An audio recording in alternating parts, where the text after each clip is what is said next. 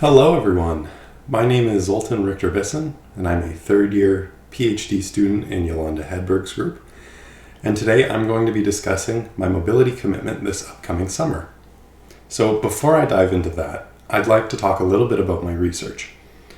Metals are found everywhere in the world around us.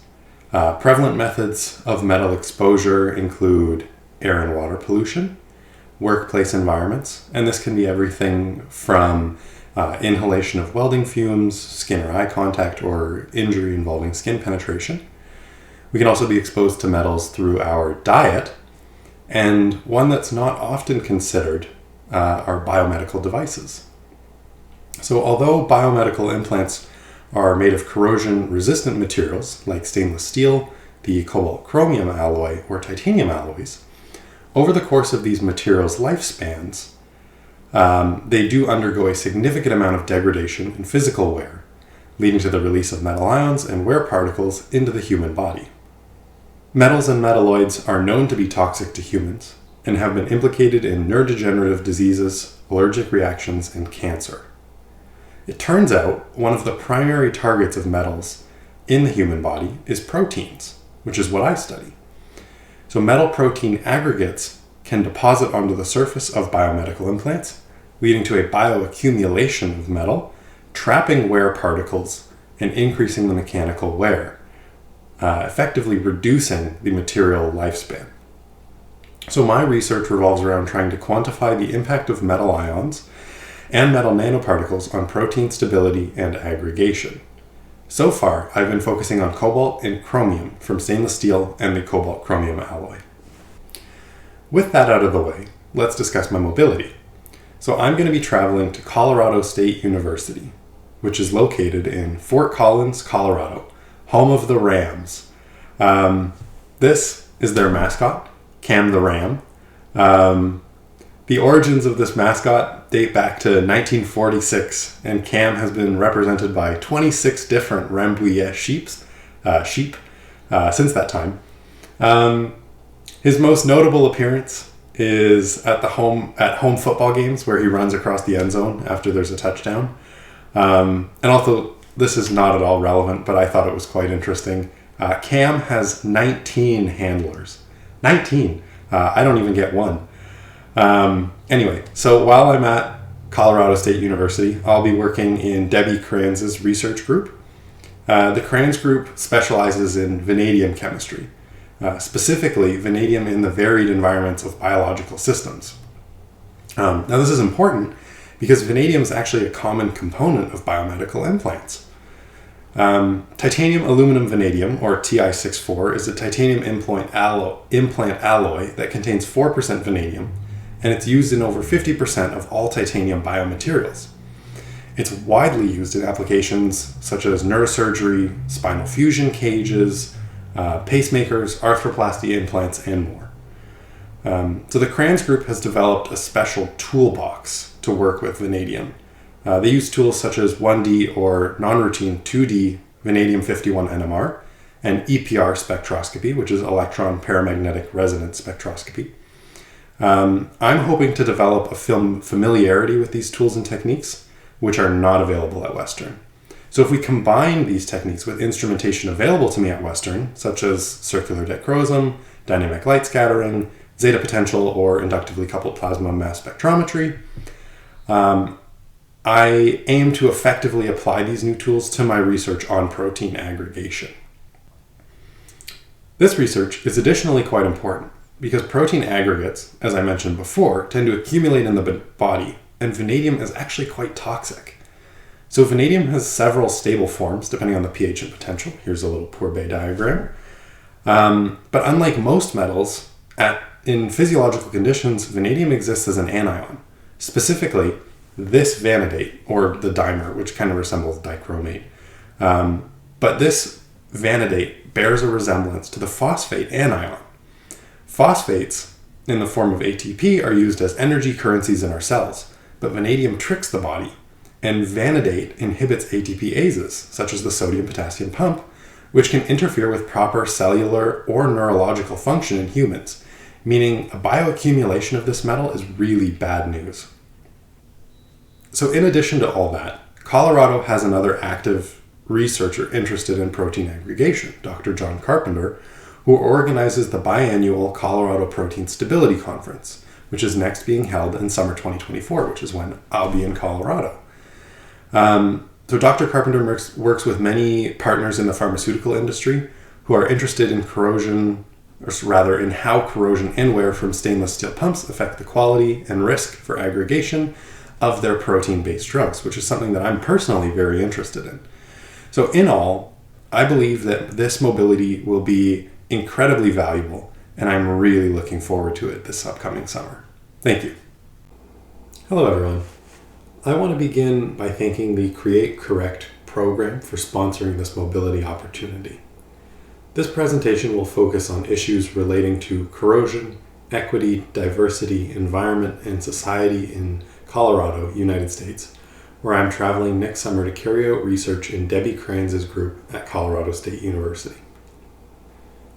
Prior to the arrival of European settlers, Fort Collins, which is the city in northeastern Colorado in which Colorado State University is located, and really all of northern Colorado, belonged to indigenous peoples. Historically, this area has been home to many peoples, such as the Apache, the Ute, and the Comanche people. Some parts of Colorado were settled by European colonists in 1598, and they brought with them guns, disease, and introduced slave trade to the natives of the land.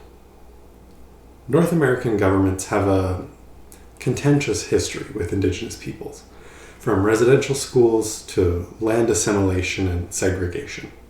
According to the Colorado Encyclopedia, the Treaty of Fort Laramie of 1851 allowed U.S. citizens to travel through indigenous land, but not stay. Unfortunately, once gold was found in Colorado, miners flooded the area, and the treaty was rendered obsolete as settlers ignored the land's protected status and depleted it of its resources, such as gold or bison on the Great Plains. Colorado State University is a land-grant institution, which means the land was given by the government and dedicated to being a school. This was possible because of the benefits of the Morrill Act of 1862, which gave public lands to developing institutions. The goal of this act was to provide higher education to agricultural and industrial classes, which would help modernize the economy. But ultimately, this land was taken from Native people. High Country News investigated and located approximately 10.7 million acres of land, which was taken from nearly 250 tribes, bands, and communities through over 160 violence-backed land cessions.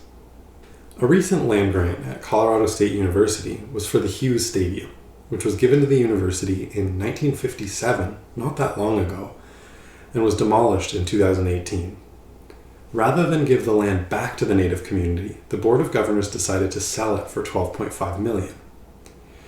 Now, the land back movement is a nationwide movement demanding the return of public lands back to Indigenous hands. This is also present in Fort Collins, through which the Indigenous community is fighting for the Hughes land.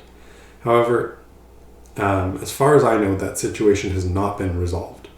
After much campaigning by members of the public, Colorado State University laid out new plans for the site. It would not be sold off to developers. Instead, it would be turned into affordable apartments, transit centers, an urgent care center, a daycare, and over 70 acres of open space. And this project would be entirely overseen by Colorado State University. Today, approximately 54,000 people, which is roughly 1% of Colorado's population, identify as Native American. The vast majority live in urban areas, and although the largest tribal group by origin in Colorado is the Lakota, there are only two federally recognized tribes in the state, the Southern Utes and the Ute Mountain Utes. Both tribes have reservations in southwestern Colorado. In 2022, 11.1% of Colorado residents had income below the federal poverty line. 2020 census data indicated that 18.5% of the African American population of Colorado live in poverty. 17.9% of all Native Americans in Colorado live in poverty, and 14.3% of Latino residents live in poverty, compared to just 7.1% of the white population. Colorado also ranks 42nd in the United States when it comes to affordable housing, with only 50 units available for every 100 renter households with very low income, leading to a correlation between communities of color and impoverished communities. Mapping for Environmental Justice found that in 2020, these communities breathe in twice as much diesel pollution and are 1.5 times as likely to live near a Superfund site than white communities. Superfund sites are designated polluted sites requiring long-term response to clean up hazardous material contamination, designated under the CER-CLA Act of 1980. These hazards include lead paint, air toxins, oil and gas, hazardous waste facilities, high-risk chemical facilities, wastewater releases, and federal cleanup sites. These are obviously complicated systemic issues, and solutions are not easy to come by. One step would be to increase the amount of affordable housing available, allowing residents to leave low-income communities where pollution and other hazards are prevalent. Additionally, lead remediation is a highly cost-effective method of improving the health and safety of residents in older houses. Unfortunately, lead exposure is a problem that predominantly affects those of lower socioeconomic status, as they are more likely to move into older buildings with absentee landlords who haven't removed lead.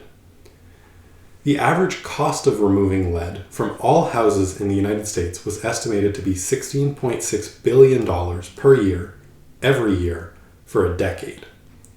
That's a lot of money, but unfortunately, the budget for lead hazard control has only been decreasing each year.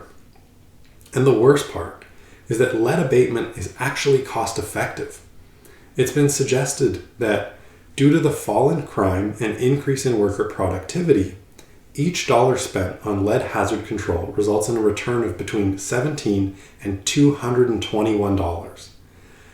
In my eyes, there's no reason not to make these costly, but incredibly worthwhile investments. Thank you for your attention.